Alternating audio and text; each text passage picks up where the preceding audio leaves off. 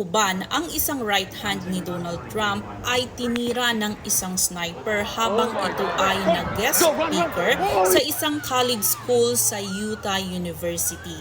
Ayon sa kapulisan, tinira ng isang sniper na galing sa isang rooftop ng isang building doon sa loob ng university mismo itong si Charlie Kirk na isang 31 years old, may dalawang anak at isang right hand ni Donald Trump. Ayon kay Donald Trump, siya pa mismo ang nag-anunsyo na itong si Charlie Kirk ay namatay na dahil sa tama ng bala sa kaniyang leeg. Ayon sa kapulisan, ang putok ay nanggagaling sa isang rooftop sa building mismo sa loob ng university at may isang tao silang hinuli na kahina-hinala dahil nandoon siya sa rooftop. Pero kalaunan ito ay pinakawala ng mga pulis daw dahil walang ebidensya, walang paraparnelya na siya mismo ang murderer dahil walang baril at walang ibang bagay na nagpapatunay na siya ang sniper na pumatay kay Charlie Kirk.